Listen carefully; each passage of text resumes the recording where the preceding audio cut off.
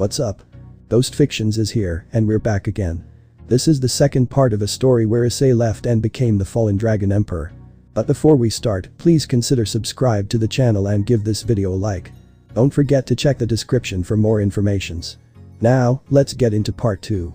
Issei was relaxing on the back porch, sipping some of the tea that he found relaxing, since it helped calm his nerves before sighing to himself. Now, this is how a morning should be enjoyed. I'm glad I let Akitsu sleep in after we had a few too many sake drinks trying to outdrink Kazuhana. Issei chuckled at the memory of last night's events at the Izumo Inn during the small party. Akitsu drank so much sake she became an affectionate drunk who also wanted to show Issei what was under her chains, which resulted in Benitsubasa feeling down that her bust was inferior to Akitsu's, especially due to Akitsu accidentally almost suffocating Benitsubasa in her breasts as well due to her wanting to snuggle with either Issei or Benitsubasa, resulting in Issei getting blackmail material for the future. On the other hand, Benitsubasa was a drunk who wanted to snuggle with Issei and begged him to give her head rubs and compliment her beauty instead of Akitsu. This amused Issei, so he told her he liked her bust the way it was, which made the pink-haired Sakurai so happy she gave Issei a bunch of sloppy kisses on his face. Eventually, Issei was sober enough to take the two drunk women to their home, which made Mia giggle, as both she and Issei were the only ones who weren't drunk on sake. Kazuhana, Yuzume, and Kagari were passed out as well, after trying to drink Kazuhana and Akitsu out. Ugh. I feel like I went 10 rounds with Karasuba and had my ass handed to me 11 times. Benitsubasa groaned as she walked towards Issei, clutching her head before Issei smiled at her and handed her some tea he poured for her. Benitsubasa thanked him as she drank the tea and felt relief as her headache stopped banging her skull as hard as it did before. Feel better now that you can think clearly? Issei asked as the pink-haired Sakurai nodded before Akitsu joined them. Surprisingly, she seemed to be fine despite her massive intake of sake yesterday. I'm surprised you are. You're not feeling loopy after how much you drank yesterday. Are you feeling okay, Akitsu? Issei asked. Akitsu sat next to Issei and placed her head on his left shoulder, moaning in relief as she enjoyed his warmth. I am now that I'm with my Ashikabi. Thank you, Issei-sama, but what will we be doing today? Akitsu asked since she was ready to serve her Ashikabi before Issei replied to her question. The first order of business is that we begin training. I can tell each of you has unique talents, but your skills unrefined and you lack actual combat skills, Issei said as he stood up and walked into the backyard before turning to them both. Akitsu, Issei said as Akitsu stood up and waited for her master's orders. You're an elements type user with ice, meaning you can not only freeze your opponents, but also create powerful ice weaponry and shields to defend yourself. The problem with being an elemental type is that you have no combat skills in hand-to-hand or weapon, which is why it's best to help you control your ice powers, since you haven't been able to use them for so long, and then we'll move to the training in weapons and hand-to-hand combat. Akitsu was in awe at the explanation since she didn't expect her Ashikabi to be able to create a training strategy to help her improve. Still, then again, her Ashikabi did call himself a Diablo dragon and was far stronger than any human she had seen, so it was no surprise her Ashikabi was special. Now, as for you, Benitsubasa, Issei said. Benitsubasa was worried until Issei began. You have trouble controlling that rage of yours, which allows your foes to take advantage of and manipulate you in a fight. You have excellent fighting instincts and are able to adapt, given our spar yesterday at MBI, however, you must learn how to control your emotions and your actions, since a real warrior doesn't just train their body but their mind as well.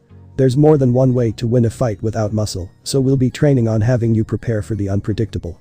Benitsubasa was surprised by the compliments and strategy for her training. For the first time since she was on Earth, she felt heard and seen, as well as understood. Heihain had told her that she gets too angry, which has almost led to her being beaten by many Sakurai, so this training might be able to help her improve mentally and emotionally. Issei then snapped his fingers, and his clothes transformed into combat attire that took on the form of a battle kimono, much to the surprise of Benitsubasa and Akitsu, as Issei looked like he was really serious about this training. Now then, come at me. Working together is also part of the training.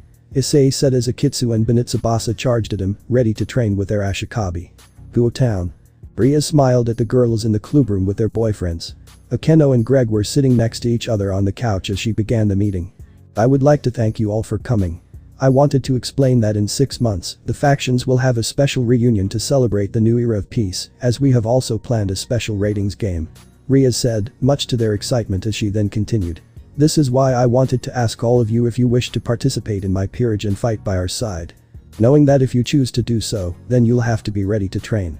Greg smirked as he wrapped an arm around Akeno, who smiled at the gesture before replying to Ria's.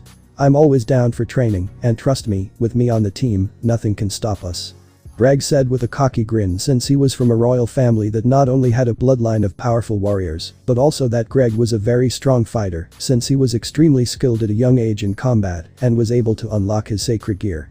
Sure, there's a sacred gear tailored for Greg. Berserker's Fury.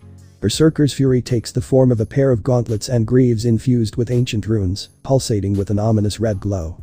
When activated, it grants Greg immense strength and speed, allowing him to overwhelm his opponents with raw power. Additionally, it enhances his durability, enabling him to withstand even the most devastating attacks. It made him so powerful that he could clash with high-tier, high-class fighters, but he was nowhere near Seirag's level in terms of raw power or Issei's strength as a Diablo dragon. Despite the immense power of Berserker's Fury, Greg's pride as a warrior prevents him from fully embracing its potential. He refuses to undergo proper training, relying solely on his natural talent and brute strength. As a result, he struggles to control the overwhelming rage that accompanies the sacred gear's activation, often causing collateral damage and endangering those around him. His stubbornness hinders his growth as a fighter, preventing him from unlocking the true potential of Berserker's Fury. Riaz and Akeno have been helping him try to understand that training is necessary for him to learn to control his power. Granted, it felt like they were pulling teeth, but luckily for them, Greg agreed to train for the ratings game with them. Zenovia was excited as her boyfriend Makoto Itu, a nice boy who was very nice and didn't mind getting down in the sack and banging each other, since Zenovia could tell the boy was weak but enjoyed training him, which led to the two becoming closer. Makoto asked Zenovia out, aware of her relationship with Issei, before Zenovia said yes and enjoyed the date far more than any other date Issei took her on, which led to Zenovia losing interest in Issei as she spent more time with Makoto and even enjoyed having sex with him. That honestly made Zenovia feel very happy that someone enjoyed having sex as much as she did. Unlike Issei, who denied her proposals even after he recovered from his trauma with Rainer. Irina was happy for this as well, since she would be able to fight alongside her new girlfriend Ayano, a beautiful young woman of average height with long thick crimson red hair, styled in a Haim cut and amber eyes, smiled next to her, excited about clashing with powerful knights to prove her worth to her family. Ayano was a magic sword wielder from the church and was amazed by Irina's kindness and inner strength, but was jealous of her being around Issei, since Ayano didn't see Issei as someone worthy of such power. Irina, due to him being a commoner and a pathetic human that had no actual talent. Unlike her, who was a skilled and superior to him in every way, which is why she was excited about getting in between Irina's and Issei's relationship and severing it by proving she was a better choice for a suitor than Issei ever could be, which worked. The two dominated the Kendo Club as the two most skilled sword users. Asia's boyfriend was, in fact, the tallest and scariest of the group. He was Santiago Ramirez, a young man of medium build with a confident demeanor. He has dark hair that falls messily over his forehead and piercing blue eyes that seem to hold a hint of mischief. He typically wears sleek dark clothing that accentuates his mysterious aura. Despite his enigmatic presence, there's a sense of charm and charisma about him. Santiago is intelligent, cunning, and fiercely independent.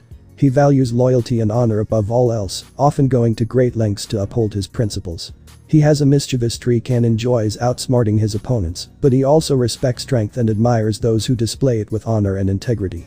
Santiago comes from a long line of powerful sorcerers known for their mastery of dark magic. Despite his family's reputation, Santiago chose to forge his path, seeking to use his abilities for the greater good rather than personal gain, so he traveled the world, honing his skills and seeking worthy opponents to test his abilities against. Asia was amazed to learn that Santiago possessed a wide range of magical abilities. He specializes in shadow manipulation, able to bend darkness to his will to conceal himself, create illusions, and even strike his enemies with tendrils of inky darkness. Additionally, Santiago is skilled in elemental magic, particularly fire and lightning, which he can summon at will to unleash devastating attacks. When the two began dating, Santiago's ultimate goal was to become a true king among sorcerers, respected and feared by all who opposed him. However, he also sought worthy rivals to challenge him and push him to new heights of power. So when he heard of Issei Hyoudou, a fellow king in his own right and a man he respected, Santiago wished to clash with the Red Dragon Emperor to test his strength and honor to the fullest. Santiago and Asia were an odd duo. Although Santiago may appear dark, moody, and terrifying, he is a gentle and caring person who wishes to become a king who will one day rule his peerage and kingdom with respect and care. He has no desire to rule through fear and bloodshed, as that is the way of a tyrant, the opposite of who he wishes to be as a king. Finally, Konkyo was munching on her cookies as she enjoyed the company of her boyfriend. Take Michi Hanagaki, and she was the one who approached him after seeing the poor senior getting the shit beat out of him and saw that while he had some spirit.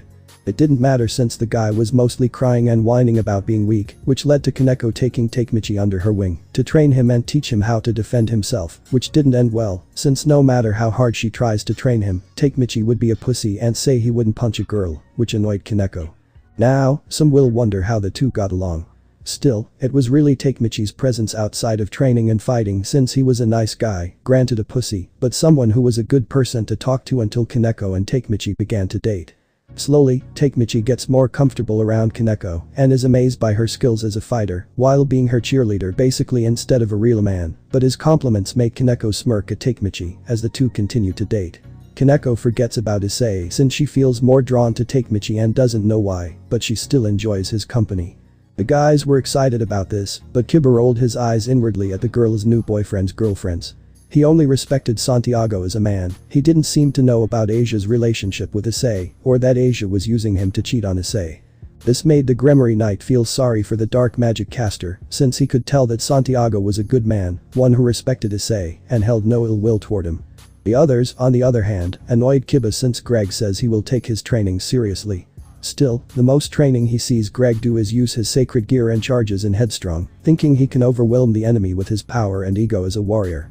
Kiba honestly saw him as an arrogant and weaker version of Seirag, and what annoyed Kiba the most was when Greg constantly challenged him and Gasper to a fight that he lost before calling out Gasper for being a weak man and Kiba a disgrace of a knight due to them using their powers more than their strength. Ayano was similar to Greg since Kiba was annoyed by how prideful and arrogant Ayano was, saying she was far better than Issei in every way, and pretending to be the perfect girlfriend to prove that she should have been the Red Dragon Empress instead due to her skills and reading about the great possessors of the boosted gear. Kiba enjoyed kicking her ass in sparring matches as a way to release his anger towards her, and Gasper didn't seem even to enjoy being around her as he avoided the girl who disrespected the man who saved his life and helped him the most out of everyone in the Gremory faction. Gasper didn't even know what Zenobia or Kaneko saw in their boyfriends, since both Makoto and Takemichi avoided any training and seemed to only talk their way out of situations that would result in more training. Also, Kiba knows of Makoto's reputation as a playboy since he acted sweet and nice around women he was interested in. Still, in reality, he was only into having sex with them until he got bored and moved on to another girl who tickled his fancy. Takemichi, on the other hand, was the opposite since even Gasper was at least braver than the wimp due to Issei inspiring him to become stronger. Takemichi did have some courage, but that was ruined when he broke down into tears and lost in his fights. But Kaneko and Gasper. Honestly, sometimes I'm glad Issei didn't stick around, since Santiago is the only one who would have truly been friends with Issei. Makoto would make Issei feel sorry for the girls that dated that sick bastard Ayano, and Greg would annoy Issei with their arrogant attitude toward him. As for Takemichi, Issei would just pity the fool. Kiba said in his head as he was glad that Tsubaki wasn't here since her opinions towards Ayano and Greg annoyed her, especially Makoto, whenever the bastard tried to ask out the Citri Queen, even though she told him that she was dating Kiba. Gasper was wearing the girl's uniform, and she sighed in her mind that she wanted to see Issei and leave the room. Before Santiago noticed Gasper's discomfort, he excused himself from the room and took Gasper with him to get a drink. Gasper was surprised by this, as Santiago got her some tomato juice before buying himself a coffee while he spoke to her. "You miss Issei Hyoudou, yes?" Gasper was silent as she nodded her head before Santiago continued. "I don't blame you. It's a shame since I would like to apologize for not knowing about his and Asia's relationship before she asked me out on a date," Santiago said as Gasper did a spit take before looking at Santiago in shock. "Why, you know that they are engaged?" "Not at first, due to my needing to learn more about the Red Dragon Emperor's relationship with the girls. Asia approached me, and I went out with her before seeing that she was hiding something from me whenever I asked about Issei Hyoudou. This led me to use a sleeping spell on her and look in her memories to see that she was content with cheating on Issei," Santiago said. His eyes glowed green with rage, and his shadow magic began to leak from his body before he calmed down. "However, I intend to use Asia Argento to meet Issei Hyoudou, apologize for not knowing about the witch's behavior, and ask him to fight me in an honorable matchup. My wish is to compete with the Diablo Dragon and become a king that is feared yet respected, just like how I heard about the White Dragon Emperor and the Red Dragon Emperor's actions towards their comrades," Santiago said as Gasper was surprised by the man's presence and smiled, knowing she had an ally in the shadow magic user. Before they finished their drinks, they headed back to see Kiba sighing in relief as he was waiting outside the clubroom. "It's nice to see you guys getting along well. The meeting just ended and I couldn't have taken it without you guys. Kiba looked mentally and emotionally exhausted, which Santiago could understand, since he had also looked at the people the Gremory girls were dating. If he was being honest, he didn't see them as true warriors or even future kings. I do apologize, but I noticed that Lady Vladi couldn't handle being in there for a moment longer, so I took her to get some rest before entering the lion's den again, Santiago said as Kiba thanked the shadow user before the trio became a duo. Santiago wished them luck returning home as he entered the club room again. Kiba and Gasper then went back to the Hyoudou residence, then asked Kiba. Have you heard anything back from Surziches and the others about the situation? No, Kiba replied as Gasper sighed, knowing this would have happened until he continued. But I do know that eventually they'll get the letter. Surziches and Grafia care about Issei as if he was already family and earned their respect, so I can see them getting it as soon as possible. Yeah. For now, at least, we do have an inside man to get the scoop on the others. How is Tsubaki taking this, especially after that needy bitch of a man that kept flirting with her? Gasper asked as Kiba laughed at her word choices to describe Makoto before replying. Well, Tsubaki is still pissed at Makoto for trying to get her to cheat on me, which led to Tsubaki almost wanting to break his manhood for thinking she could be used as some call girl, Kiba said as he wanted to let Tsubaki destroy the bastard, but knew it would mess with the peace process that the factions are working towards. You're not wrong. I do wonder how Issei is doing back in his new home, Gasper said, wishing she could have gone with him before Kiba patted her head. Look on the bright side. Issei will call in 2 weeks and let us know how he's doing. In fact, I have a side bet with Saji that Issei would have another girlfriend in Shinto Tito. Heh. I can already see that happening, and Issei means to be friends with them before possibly starting a relationship with them. Gasper said as Kiba laughed a bit to himself, not noticing a person was watching them in the background as they ended a recording. Azazel will be pleased to know that Issei is well, but the other girls are not so much. They said as they looked at the file they prepared and sighed at their evidence. Who would have thought the girls the boy sacrificed so much for had resulted in them betraying her? They said as they then vanished into the darkness, hiding their presence while doing so before understanding the ramifications that would occur should his evidence be made public. Unlike my foolish brother Conla, who sided with that idiot Cao Cao and his wannabe heroes, I don't use our family's power for selfish purposes. They said this as they emerged from the shadows to reveal themselves as Santiago. Before he saw his clone deal with Asia, the clone nodded his way as the two swapped places, with the clone taking the information to Azazel via shadow. Ah, Asia, are you ready to head home? Santiago asked as Asia smiled and nodded, but Santiago wasn't fooled by the smile that irked him, since he saw Asia as a traitor and a disloyal lover to someone who gave her so much and asked for nothing in return but her happiness. Yes. Want to stop for some dinner along the way? Of course, Santiago said, mentally rolling his eyes at Asia's attitude before walking alongside her. Enjoy your happiness while it lasts, since it's only a matter of time before you lose everything that you were given, Santiago said, as his right eye shone emerald momentarily before it vanished just as quickly as it appeared. Man, that was some amazing sex. Makoto said to himself as he looked at Zenobia, who was pleased with this moment. Makoto looked at his phone and smiled at the other women who caught his eye. Maybe I can get some of the Citri devils to have a night with me. I really want to deflower Raruko's bubbly ass and ram her until morning. Oh, maybe even Ravel since I can bang a princess while Issei's gone and left them all alone for the picking. Makoto said that he was not ashamed of dating any girl that tickled his fancy since he sees women as fish in a pond and he'll catch so many women that they won't get enough of him and want to be with him. Now, this is how you become a harem king. Feelings. Love. Who cares about that when you can satisfy them with just sex and manipulate them? Makoto said as he couldn't understand how Issei had all of these beautiful women and didn't even bang any of them, instead wanting to build a real relationship with them and some minor trauma, but that was dumb in Makoto's eyes, as he saw them as an opportunity for a sugar mama to live a life of luxury and not work hard except in bed. Unfortunately for Makoto, he is unaware of his shadow gaining emerald eyes as it then returns to normal with no one the wiser. Bragg and Ayano were sparring while Irina, Riaz, and Akeno were in the kitchen making dinner, but they stopped and chatted about Issei. So, do you and Irina intend to tell her parents about your relationship? Greg asked as Ayano smiled and replied. Hell yeah. Issei literally was never a suitable choice for a boyfriend since he's got some looks but doesn't know shit about being a boyfriend since he basically forgot Irina and didn't even try to contact her and thought she was a boy. How stupid can one boy be? Also, he isn't even worthy of being a dragon. If anything, I should have been the Red Dragon Empress instead of that idiot boob lover. Ayano said as she planned on proposing to Irina before the ratings game to rub it in Issei's stupid face and enjoy his despair, while Greg chuckled and replied. Same here. Honestly, how can Surzich's and Ria's parents be okay with Issei? He isn't even a royal, unlike me, and I can treat Akeno like a princess as well. I mean, sure, Issei helped with her relationship with Barakwil, but that doesn't matter in the future when you have to be looking out for them. All he's good for is sacrificing himself, and that's how the world works. Losers and perverts like them bowing down to superior people like us. Agreed. Bragg and Ayano said as they began training again, unaware of the dangers they were going to face, as they had a spy record the whole thing as well. Grigori, Azazel's office. Azazel was shifting through paperwork as he was excited about the ratings game, especially since he was able to get the name to be the Azazel Cup after an intense battle of rock paper scissors with Zeus. Oh, what a happy day for him, indeed. Surprisingly, Azazel didn't seem fazed as he saw a figure begin to appear from his shadow, as Santiago stood up from the ground and bowed before the fallen governor. Azazel. It's an honor to be in your presence, for I have some news you and the other leaders may be interested in concerning Issei Hyoudou. Santiago said as Azazel's writing stopped. He heard the name of his second son figure before looking up at Santiago. He could tell the name was serious.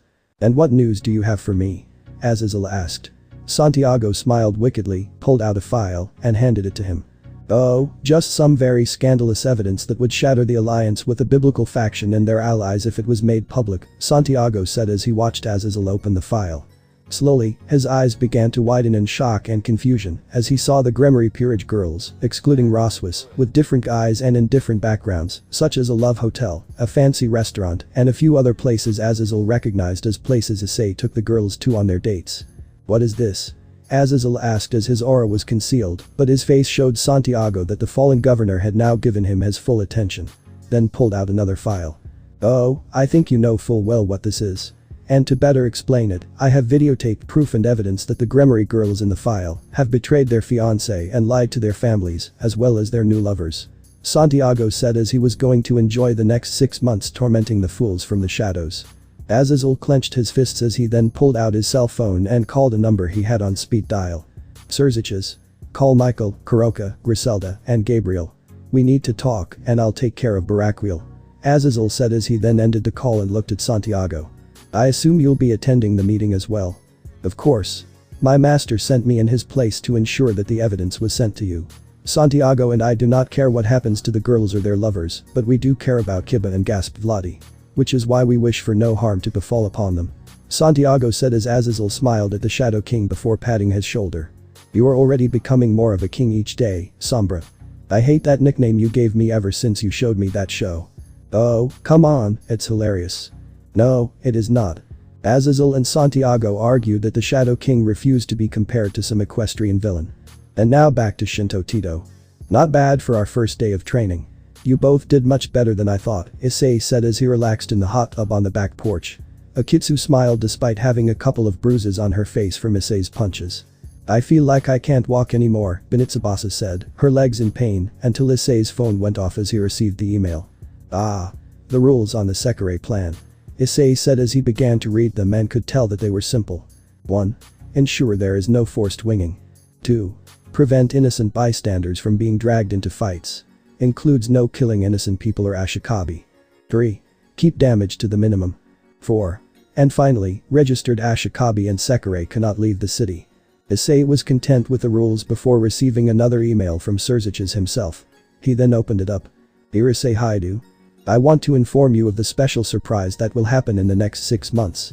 To celebrate the new peace that shall come, the Alliance leaders have agreed to a special ratings game with members of the Supernatural Society.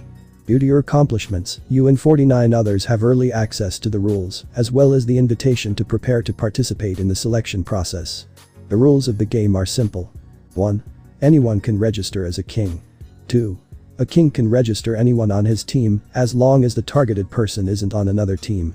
3. Devils with multiple evil pieces will be treated as one piece for this tournament, with the exception of gods or god level in power, which instead will be counted as 2 pieces or 8 pawn pieces. 4. Each team starts with 0 points, and they would accumulate more points by playing matches. 5.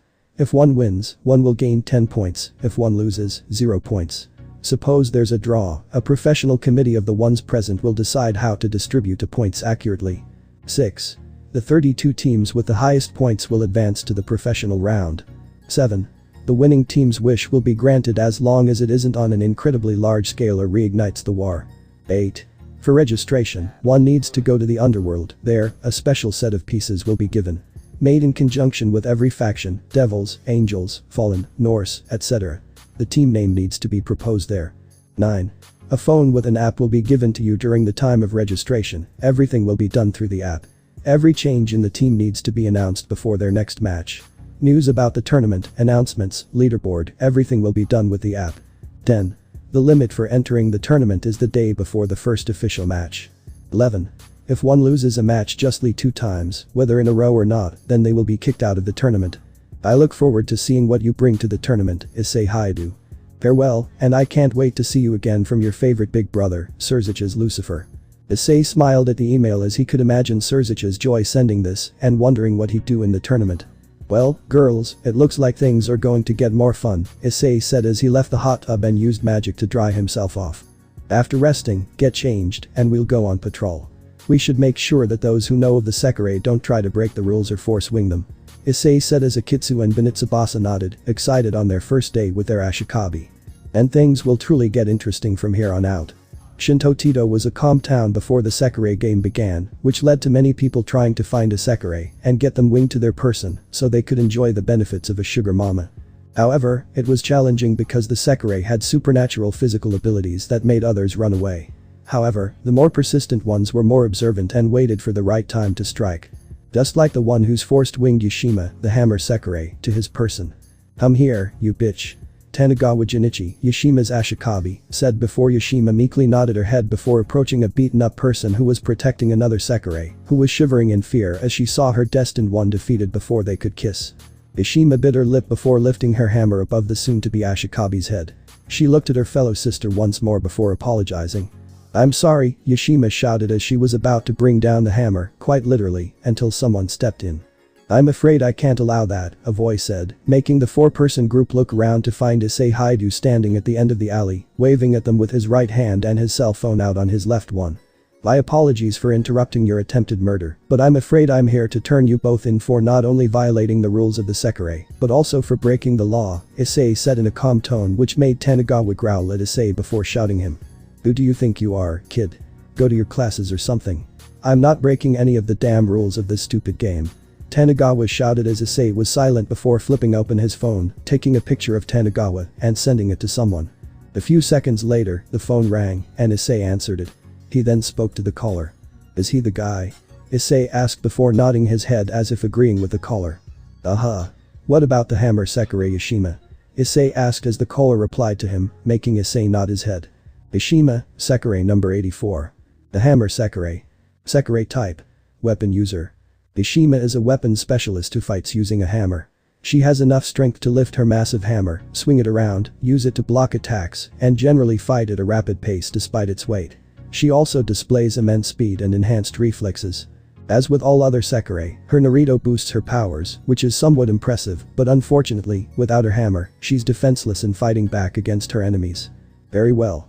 Thank you, sir. Issei said before ending the call and pulling out a badge. My name is Issei Hyoudou, Ashikabi of the disciplinary squad, and we're here to bring both Tanagawa Jinichi and Hammer Sekirei, Yashima, in for questioning, violating the rules, and attempted murder. If you come in peacefully, then we won't have to resort to force. Issei said, holding out his MBI badge and making Tanagawa scoff at him. Ha! You expect me to think that that crazy old fart on TV chose a kid to do his dirty work for him? What a laugh. Tanagawa laughed before looking at Yashima. Bitch. Get rid of him, or I'll make you pay. Tanagawa ordered, stiffening Yashima's movements.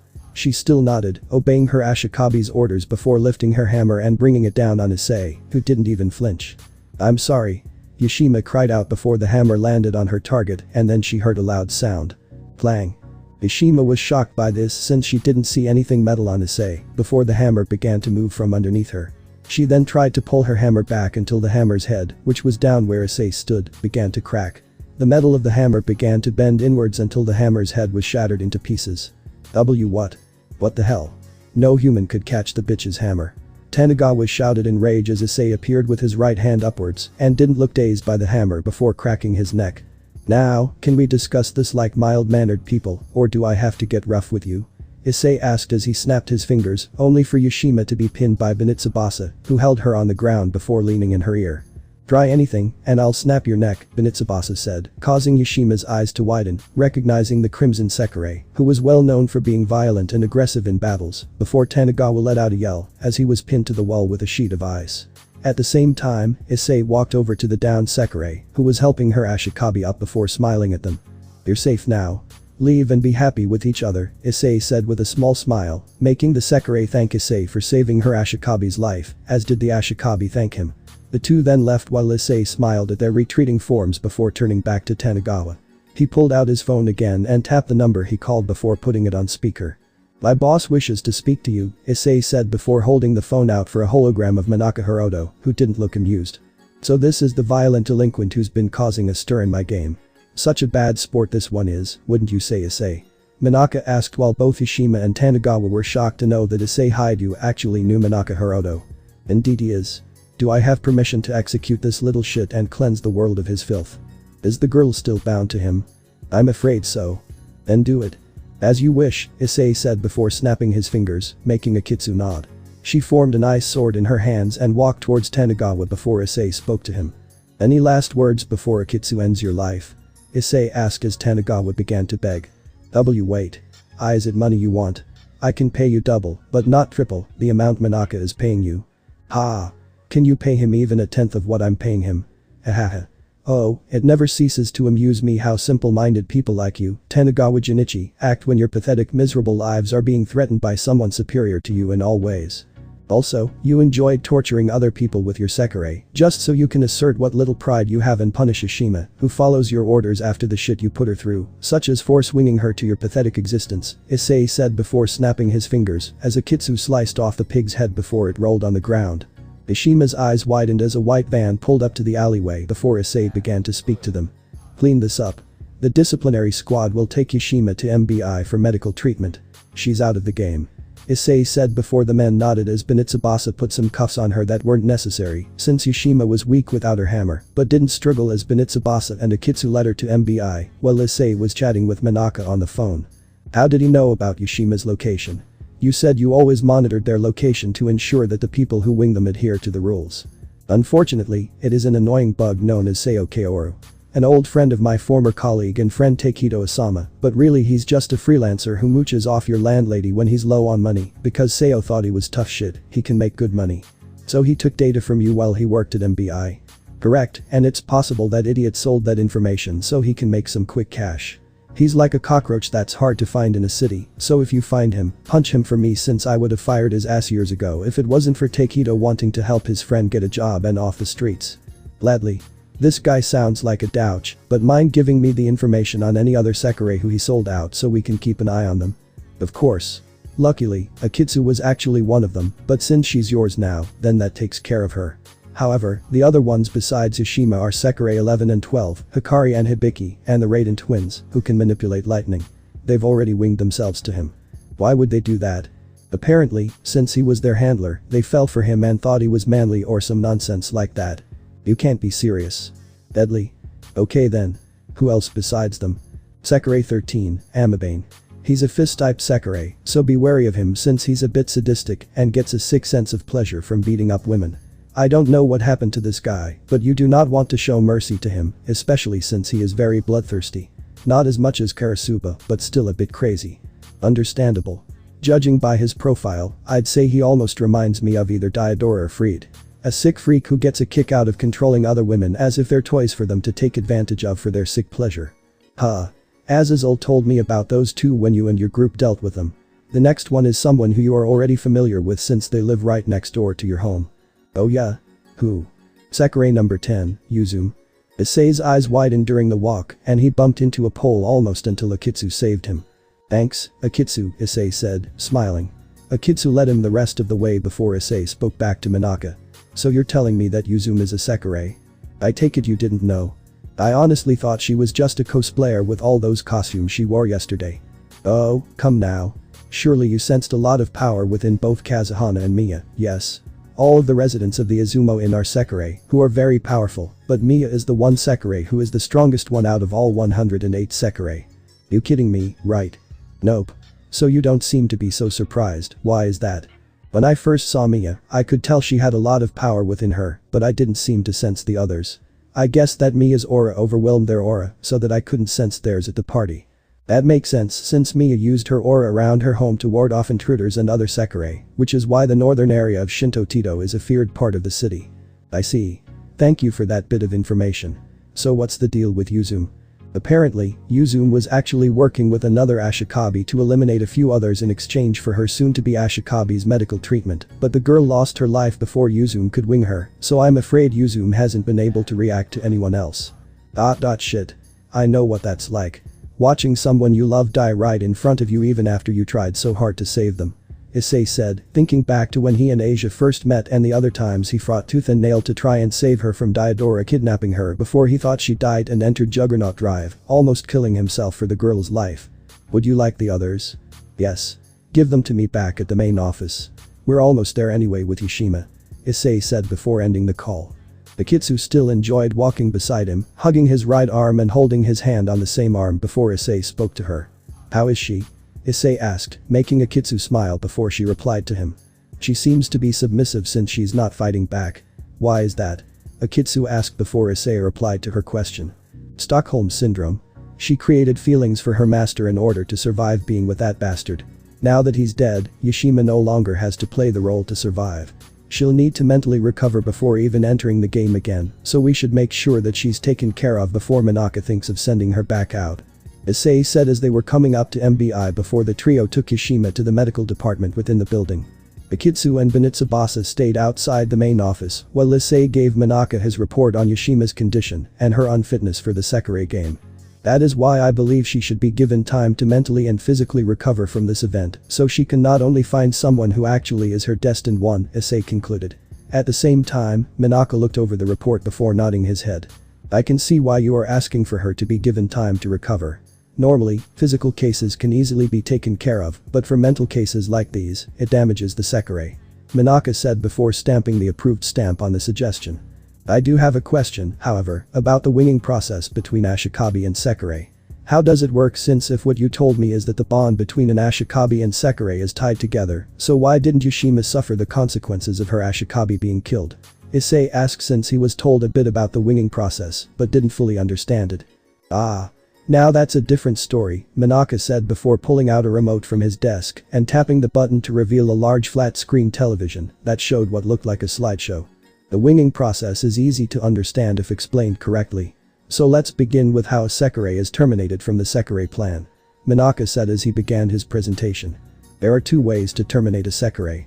The first is through defeating them in physical combat by inflicting a sufficient amount and severity of damage, while the second option is for an opponent to touch the crest at the nape of their neck and recite their Naruto, Minaka said as Issei began to watch the slideshow with the presentation. The crest then disappears, indicating termination. A Sekirei whose crest has disappeared cannot function. The severity of physical damage to a Sekirei is categorized into 5 levels, going from 1 to 5, the former being the most benign, and 5 being the most severe. Damage level 5 is effectively the actual death of the Sekirei. Minaka said, surprising Issei before the show continued. According to Takedo Osama, my old friend, as long as terminated Sekirei don't approach their death as living creatures, they can be put to sleep after special surgery, depending on the level of termination. They are then taken to a specialized facility where their body is kept alive. But a living body does not mean the Sekirei isn't dead, the loss of their crest is equivalent to death for a Sekirei. Minaka said, shocking Issei as he saw the videos before the show continued. There are 2 ways to fix these broken bonds. One involves being the last remaining Ashikabi and using the assembled Jinki. The second is a result of Sekirei number 108, Kusano. Her Naruto is capable of healing the broken bond between Sekirei and reviving them. Minaka said as he ended the presentation before Issei asked. But that still doesn't explain how Yushima wasn't affected by the death of her Ashikabi. I'm getting there. Be patient. Minaka said before he continued. Now, as for Yushima's situation, it actually has to do with the force winging that occurred between her and her former Ashikabi. For you see, if a force winging occurs, then there is a 75% chance that the bond between them will be so weak that it can be easily destroyed when either is defeated. And after looking at their relationship, it was guaranteed that Yushima would suffer no backlash from her Ashikabi being dead. But if they were able to make a strong bond, then it would be the same if we dealt with any other duo. I see. What will happen to Yushima now? We'll keep an eye on her here and make sure she recovers from her injuries, but I may ask Azazel for some help since I have a feeling that she may need to go with him to recover for her mental health. That would make sense since she's definitely not going to want to re-enter the game after this. May I still see her? Of course, but only if she wants you to, since she might be a bit mad you killed her beloved destined one. Fair point, Issei said before Minaka pulled out a small folder and handed it to him. These are the Sakurai who were sold to the public. Most of them are good people, but a few bad birds are in the flock, so be wary of them. I trust you'll be able to handle them if they cause a problem. Minaka asked. No problem. Plus, it'll be fun since it was actually nice being able to help someone after being out of action for a while now. I'm glad that Yushima will recover.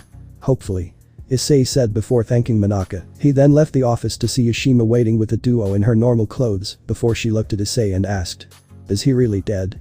Yushima asked with nervousness in her eyes and voice before Issei walked towards her and pulled her into a warm hug, making Yushima's eyes widen before Issei whispered into her ear. He's dead. He can no longer hurt you. Issei whispered, causing Yushima's eyes to water. She then began to cry into Issei's shirt while thanking him for saving her from the nightmare. Issei didn't say anything else, he just patted her back and comforted the damaged soul. He could tell that if he had been saved back when Issei was still his naive perverted self after Rainer killed him, then Issei was positive he could have become the same as Yushima. The soul that was betrayed and hurt when all they desired was love and acceptance.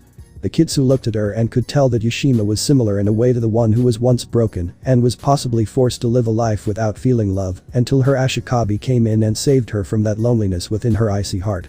Issei and Yushima then separated before speaking to her. Somewhere out there is your destined one, and I have faith you'll find them. Do you really mean that? Yes. I do. Issei said before that she had a good feeling that Yushima would find someone who would love her and give her the warmth she deserved for the girl. She was nothing but sweet and kind, albeit a bit shy.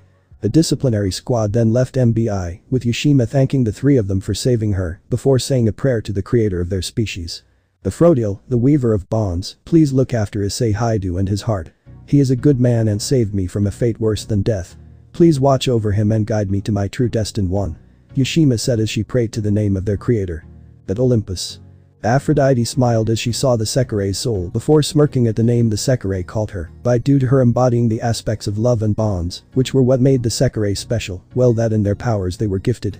Aphrodite then looked at the hearts of others before her eyes widened at the one whose heart was resonating with Yushima's own heart. The goddess then smiled at them before connecting their hearts and waited for the two to meet. I wonder how the King of Shadows will react to seeing Yushima. Aphrodite said, amused by the idea of the king having a Sakurai as a wife and queen. But said King of Shadows. Santiago felt a warm sensation enter his heart while with Azazel before the fallen governor got off the phone with a friend of his from Shinto Tito. The Sakurai? Oh, of course, I'd be happy to take her in, but are you sure you're okay with this, since it might mess with the game? Azazel asked before hearing a response from his friend. Okay, I'll send my associate over to bring her over, Azazel said before ending the call and turning to Santiago. This caused the Shadow King to sigh, knowing Azazel wanted something. Yes. I need a favor, Azazel said, causing Santiago to sigh. He knew this had to do with the call, but little did Santiago know he'd be getting 4 special girls from just one trip to the same town that the Diablo Dragon resided in for the game. Now, back to the Diablo Dragon. Do you think she'll be fine, Issei-sama? Akitsu asked before Issei replied to her. I have a feeling Yushima will be just fine and that she'll find her destined one sooner than later. Call it a gut feeling. Issei said before Benitsubasa stopped in front of Issei as she readied herself for a fight. What is it, Benitsubasa? Someone's at our home. And whoever it is, they're not from the Izumo Inn. Benitsubasa said as she gritted her teeth before Issei calmed her down by patting her head. We don't pick fights first. We'll see who they are and what they want, and if they want to fight, then we'll give them one. Issei said before the trio continued to make their way to their home to see 3 people standing at the front. The first was a woman with short, distinctly fringed and spiked gray hair and violet eyes, who is usually seen wearing red half-moon glasses. She wore a long and elegant light purple outfit similar to a corset that has frills around the neck and under her large breasts and a belt secured around her waist. A side slit runs down her outfit from the thigh down. The loose covering of her hand has a purple strip running across it. The second was a dark-skinned Sakurai with jet black hair and violet eyes.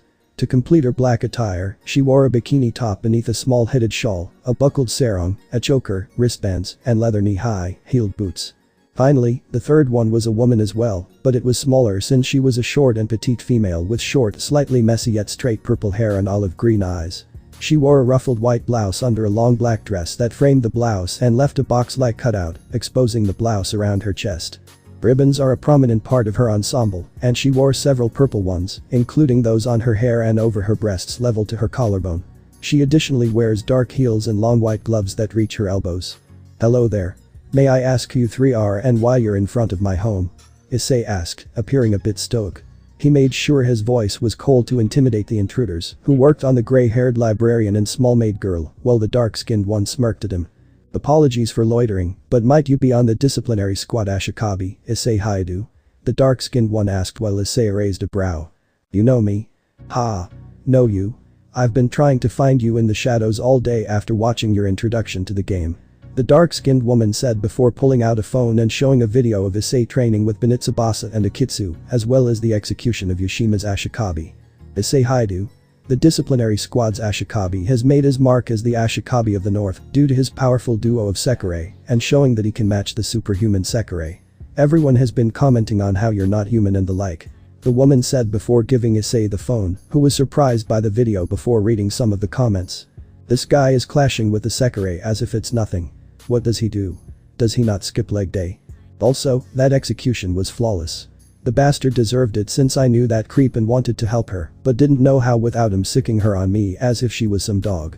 I'm surprised since he looks no older than 21. How is he that strong? Ha.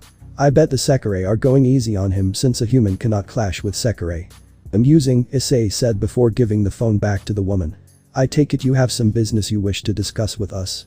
The dark-skinned woman smiled with glee as she nodded before introducing herself. "Allow me to introduce myself. Sekirei number 57, Yahin, the Shadow Sekirei. It's a pleasure to meet you, Issei Hyoudou," Yahin said before the others introduced themselves. "I am Sekirei number 101, Areha, the Chakram Sekirei," Areha said as she curtsied to introduce herself. "And I am Sekirei number 22, Kachim.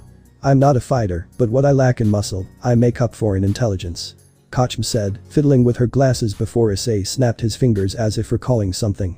"Now I remember where you are. I saw your file, and you are one of the only two who use technology to fight, right?" Issei asked, making Kachim smile as she nodded her head in response. "Why yes. You're correct, Hyoudou-sama. I wish to offer my services to you before my counterpart, Matsu, approaches you," Kachim said before Issei patted her head. "Don't worry.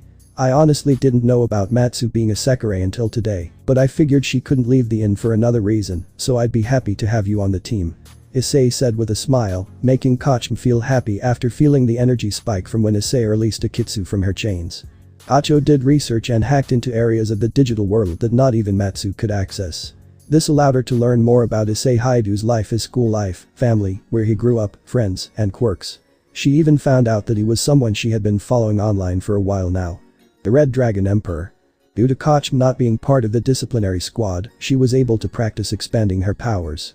When she saw a crimson figure enter the social media, she found out about the Red Dragon Emperor and his many battles, as well as his TV show, which was very popular in children's shows. Kachim was amazed by the personal interview of Issei Hyoudou and was so invested in him that she even donated some money to his show and appeared as an anonymous caller for the show when the underworld press was speaking to the Grimoire peerage individually about the after effects of the war and how they're helping out with the loss that occurred in the factions. So when Issei answered her call, his response was to help Kacho confirm her desires with Issei Hyoudou. "Excuse me, Issei Hyoudou. I've heard of your incredible feats, but are you worried about what's occurred after the war, with the damages and losses on all sides?" Issei pondered this question before replying to the caller. "You are not wrong. Many lives have been lost due to the war, and Trihexa was no easy opponent, unlike the many others I've defeated, and if I'm being honest, I was afraid I was going to die. But you're the Red Dragon Emperor. Doesn't that mean you aren't afraid of death?" "What kind of question is that? Of course, I'm afraid of death. I've already died once when I was a human due to naivety and arrogance to the supernatural world, but there's something that scares me more than death: the look on someone's face when they're filled with despair and fear. I know I'm a bit reckless, but I also know that if I didn't do what I did, then those children would be dead, along with their families. I also know many good people I know, such as Riser Phoenix, who gave his life to protect his little sister when she was about to be killed. I heard about that, but it wasn't your fault. Riser knew what he was doing and..." "No, you don't understand. I knew what Riser was up to, and before he died, he told me to look out for Ravel. I know that his loss hit his family hard since I only knew Riser for a few years, but when we started as enemies, we became good friends, and he changed into a better man and king. What is my mantra? Living a life with no regrets. Yes, I know that I have power, but I'm not arrogant enough to think I'm invincible.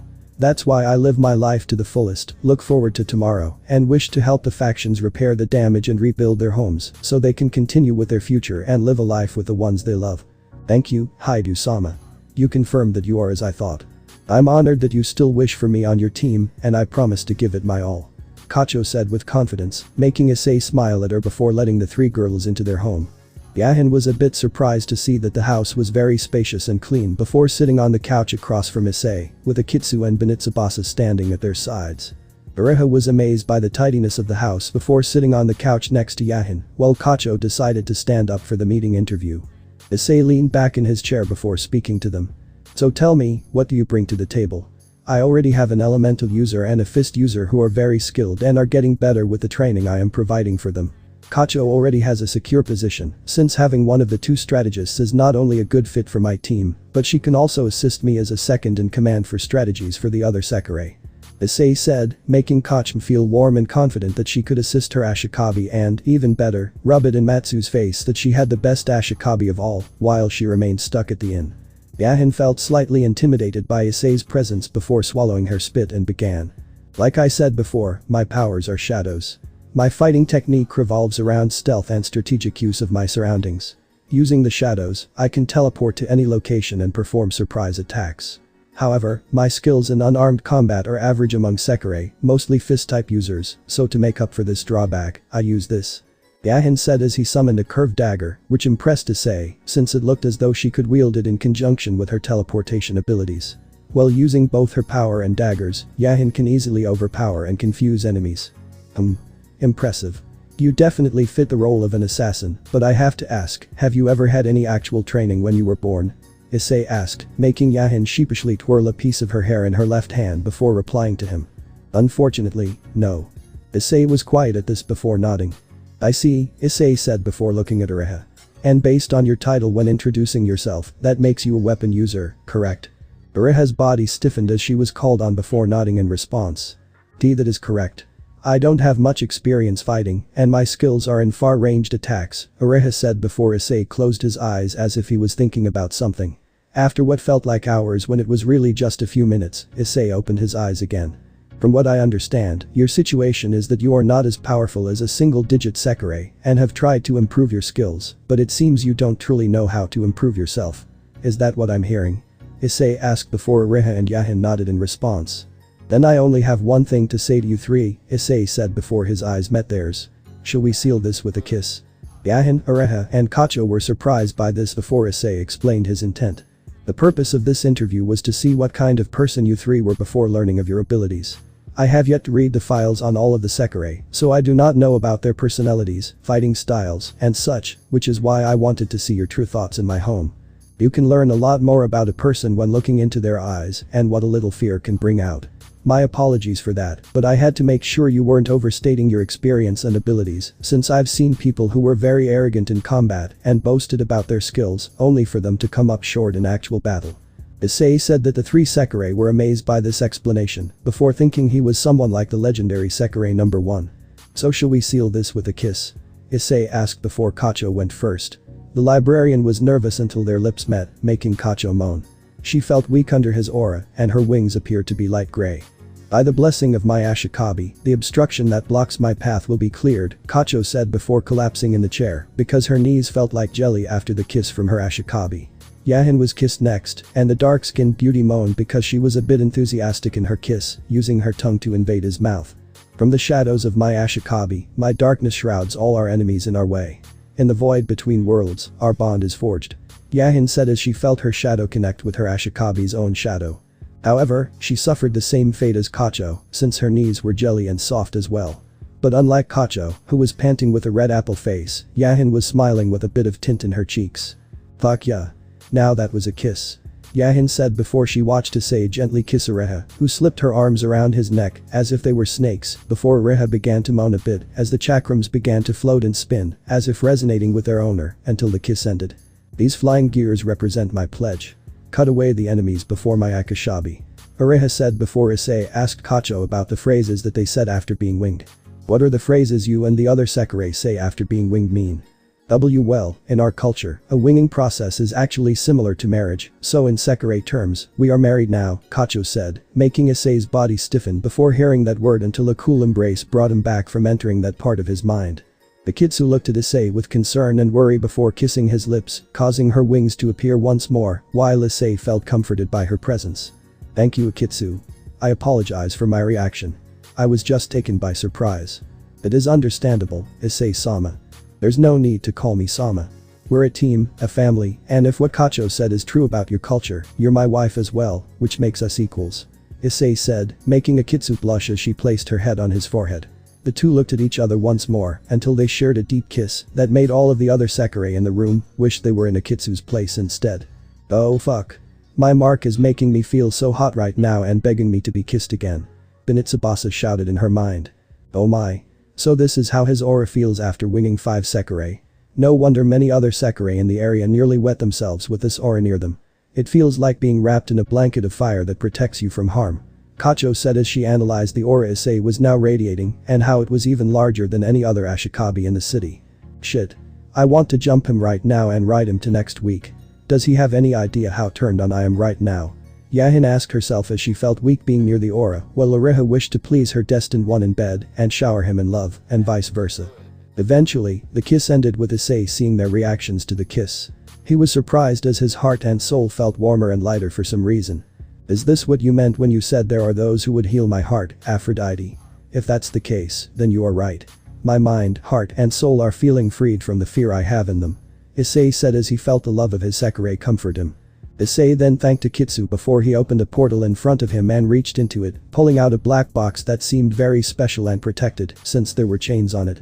Issei whispered some words in a language that even the Sekirei couldn't comprehend as the chains were released from the box before Issei opened it. And now for the next item of business, Issei said as he revealed the contents of the box. A chess set. However, one piece stood out among them all. The king piece, which seemed to be more of a dragon. It had a golden crown and strange markings on it, similar to the boosted gear, before Issei picked it up and smiled at it. This is a very special gift that my brother, Drake Gotch, the dragon of domination and partner who was a part of me before he saved my life, left for me, Issei said, as he revealed his dragon wings, surprising the 3 new Sekirei before Issei spoke to them all. In 6 months, there will be a tournament filled with powerful people from all over the world, and I wish to enter this tournament and show the strength of my peerage in myself, so I want to ask you all a question, Issei said before asking the question. Do you wish to join my peerage? The 5 Sekirei were surprised by this, but Akitsu then walked towards her Ashikabi and placed a hand on his shoulder. If we accept this or not, then will you still be our Ashikabi? Yes. I don't want to force you into this decision unless you wish to join my peerage. It's your choice, not mine. Issei said, making Akitsu smile once again before replying to him. Then allow me to be the first to join, Akitsu said before Issei smiled at her and pulled out a bishop piece, holding it out to her. Akitsu, do you accept the position of becoming my bishop and will fight by my side? Issei asked, Akitsu's soul screaming at her to take the position before Akitsu nodded. I, Akitsu, the Eye Sekirei, accept this position and shall fight by your side, Issei Hyoudou, my Ashikabi and savior, Akitsu said before the bishop piece glowed as it then entered Akitsu's chest, causing Akitsu's eyes to widen before she rushed to the backyard until her aura exploded as her body began to transform into something else. Akitsu's voice and ice covered the entire backyard as her body began to grow scales on her arms and legs, claws appearing sharpened and ready to slice through her foes. Her wings appeared on her face before solidifying as actual wings, and finally, her forehead bore the mark of the dragon symbol that was on the bishop piece. The other 4 Sekirei were shocked by this, but Akitsu came back, appearing as a dragon. She kissed Ashikabi's right cheek and rested her head on his chest. I am honored by this opportunity, and I am ready to stand by your side, Akitsu said before the other Sekirei accepted their positions. Benitsubasa became the first rook, and the other 3 became the first 3 pawns of the Diablo Dragon's peerage. The transformations of all 5 Sekirei caught the attention of some Sekirei and Ashikabi, who saw the footage due to a certain Sekirei of wisdom, who was amazed by the transformations and her body, feeling like she was standing near a flame that was so powerful it spread to the entire northern area of the city. Azahana and Yuzum were shocked by this, as their marks began to resonate with the aura, while Miya and Hamura felt differently from the aura from Issei's home. Hamura felt like his flame was increasing in power and size due to the flame Sekirei beginning to become more powerful and a bit heavy on top. Miya may be the strongest Sekirei of all 108, but her aura resonated with Issei's, as if the heart within her desired to go to Issei and become his Ashikabi, so they could heal each other. Miya also saw Takedo in front of her, and he told her that it was okay for her to heal and find someone who could truly love her as he did, and someone who could truly understand her pain. Karasuba at MBI Tower felt the powerful aura surge, which made her heart soar at the idea of fighting against Issei Hyoudou, since she had to restrict herself from going to Issei and clashing with him as he was leaving MBI Tower due to her battle maniac side, wanting to fight with him right then and there. However, his aura was much higher now, and the fact that he was able to do something to the Sekirei that made them even stronger than before excited Karasuba to no end. Yes. This is what I wanted. An Ashikabi that can truly make me feel this way and can give me a battle worth fighting. Karasuba said, feeling her heart desire for battle while Minaka watched this and sent the footage to Azazel. This is incredible. This is phenomenal and can help the Sekirei grow even stronger and help them exceed my expectations of how strong they could become now. I've said it before and I'll say it again. The boy will truly become the greatest Ashikabi in this game, and I have very little doubt that he'll lose the Sekirei game. Minaka said, recalling Azazel putting down a bet that Issei would be the one to rise to the top. By the way, how is your associate doing with Yushima and the Dark Trio? Sombra. Oh, he's taking excellent care of Yushima, and the Dark Trio are really enjoying their new Ashikabi and his training. It is such wonderful research that makes me excited for the future Azazel Cup. I'm still invited, right? Of course. What are best friends for? Thank you. It will truly be an honor to see such a spectacle involving not only powerful beings from all over the world, but also the Sekirei. Indeed. This Sekirei game has taken a turn, and it's not even the second phase yet. Indeed. That's why I'm glad you sent Issei my way. I knew he would be just the wild card I needed in the game. Someone to mess with the power play and possibly become the one to achieve my dream. The one who controls the fate of the Sekirei race and the one who stands as a god among men. Minaka said, excited about this development since Azazel told him about the pieces that Issei had and what they were capable of before the game master was excited to see them in action. The Sekirei plan was still in phase 1, but Minaka felt that it would soon change to phases 2 and 3. That's it guys. Thanks for watching and supporting us. See you in the next part.